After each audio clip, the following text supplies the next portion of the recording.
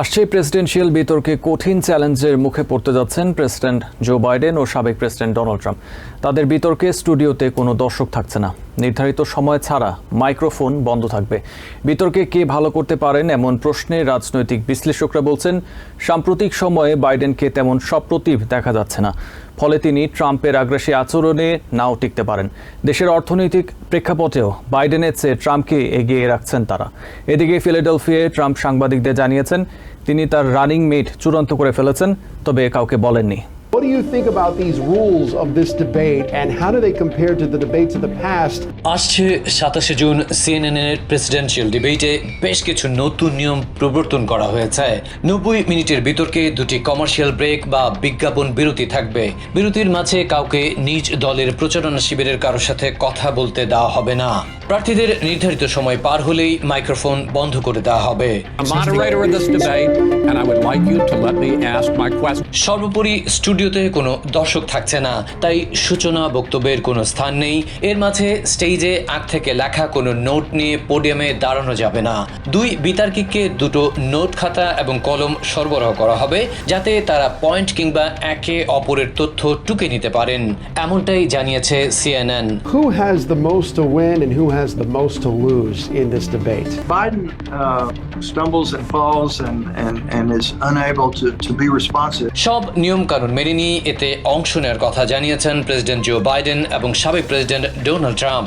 আসছে বৃহস্পতিবার জর্জিয়ার অ্যাটলান্টার বিতর্কে মডারেটর হিসেবে থাকছেন চ্যানেলটির দুই বর্ষিয়ান উপস্থাপক জেক ট্যাপার এবং ড্যানা ব্যাশ। তাদের এই ভূমিকা অত্যন্ত চ্যালেঞ্জিং হয়ে উঠবে বলে জানালেন ABC নিউজের খ্যাতিমান অ্যাঙ্কর ক্যারল সিম্পসন।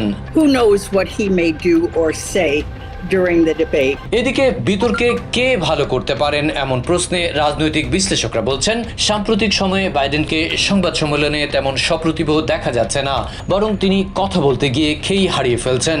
ফলে ট্রাম্পের আগ্রাসী আচরণের সামনে নাও টিকতে পারেন প্রেসিডেন্ট বলে মনে করছেন কেউ কেউ।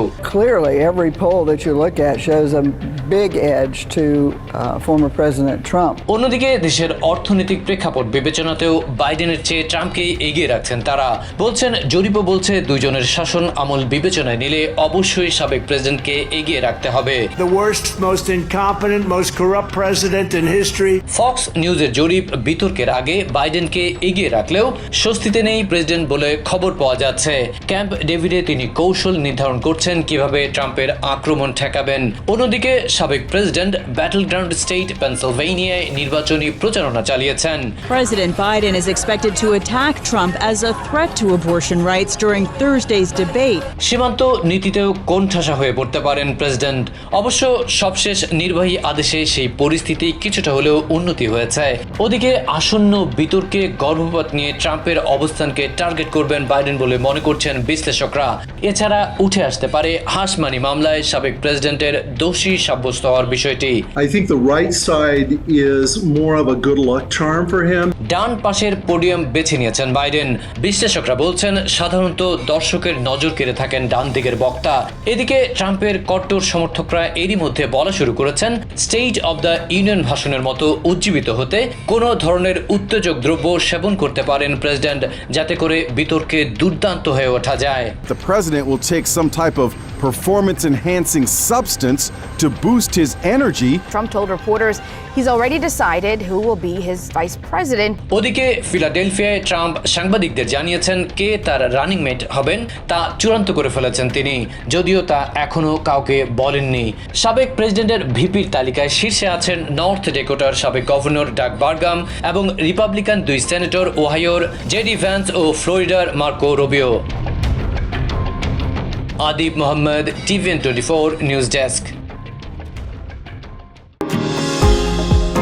নিউ ইয়র্ক থেকে সম্প্রচারিত TVN 24 টেলিভিশন বিশ্বজুড়ে বাঙালির কণ্ঠস্বর।